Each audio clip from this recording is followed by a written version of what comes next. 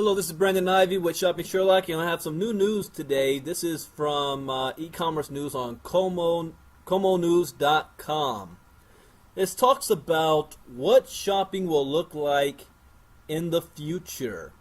I like this photo here. It says, in this undated photo provided by Hointier, a woman demonstrates the Seattle store's shopping technology. Hointier displays clothing not in piles or on racks, but as one piece hanging at a time, like a gallery. It's interesting. One of America's favorite pastimes is changing rapidly.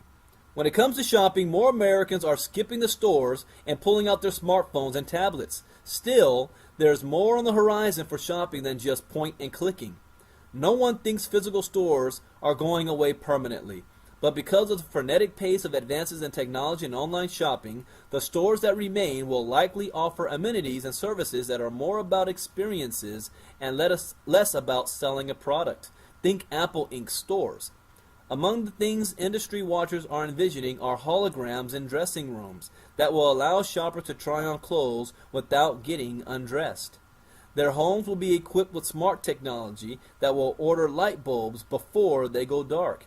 And they'll be able to print out a full version of coffee cups and other products using 3D technology in stores.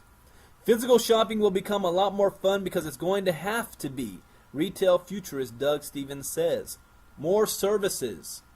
Forrester analyst Sucharita Mulpuru says stores of the future will be more about services like daycare, veterinary services, and beauty services. Services that connect online and offline shopping could increase as well, with more drive-through pickup and order online, pickup in-store services. Checkout also will be self-service or with cashiers using computer tablets. Some stores are taking self-service further. A store in Seattle called Hointier displays clothing not in piles or on racks, but as one piece hanging at a time like a gallery. Shoppers just touch their smartphones to a coded tag on the item and then select a color and size on their phone. Technology in the store keeps track of the items, and by the time a shopper is ready to try them on, they're already at the dressing room. What? If the shopper doesn't like an item, he or she tosses it down a chute, which automatically removes the item from the shopper's online shopping cart. The shopper keeps the items that he or she wants, which are purchased automatically when leaving the store. No checkout involved. Are you kidding me? Wow, I didn't even think of that. Nadia Shurabora, Hointier CEO, says once shoppers get used to the process, they're hooked. They end up buying a lot more. They're laughing and playing with it, she says. They better not have that in LA. My wife's going to spend a whole bunch on that. On-demand coupons. Some stores like British retailer Tesco and drugstore Duane Reade now are testing beacons, Bluetooth-enabled devices that can communicate directly with your cell phone to offer discounts, direct you to a desired product in a store, or enable you to pay remotely. For example, you can walk into a drugstore where you normally buy face cream. The beacon would recognize your smartphone, connect it with past purchasing history, and send you a text or email with a coupon for the cream. Oh, wow.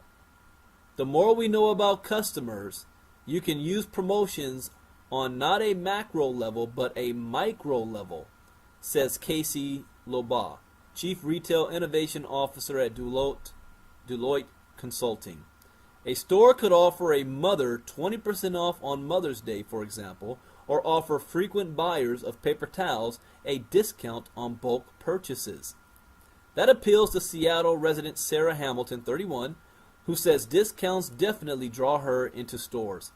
I don't like the idea of my data grabbed onto random marketers online, but if it was an actual store I'm interested in, I would be okay with that, Hamilton says. What about 3D printing? Within 10 years, 3D printing could make a major disruption in retail. Deloitte's Loba predicts, take a simple item like a coffee cup. Instead of producing one in China, transporting it and distributing it to retail stores, you could just download the code for the coffee cup and 3D print it at a retail outlet or in your own home. That starts a dramatic change in terms of the structure of retail, Lobau said. And while 3D printing today is primarily plastic, Lobau says there are tests at places like MIT Media Lab and elsewhere with other materials, including fabric. The big question is when, he says. Right now, a few stores offer rudimentary 3D printing services, but they are very limited. He predicts the shift will come in 10 to 20 years. Order yourself. Steve Yankovic, head of innovation for eBay, thinks someday buying household supplies won't take any effort at all. He says someday a connected home could be able to use previous customer history and real-time data the house records to sense when a light bulb burns out, for example, and order a new one automatically. Or a washing machine will order more detergent when it runs low.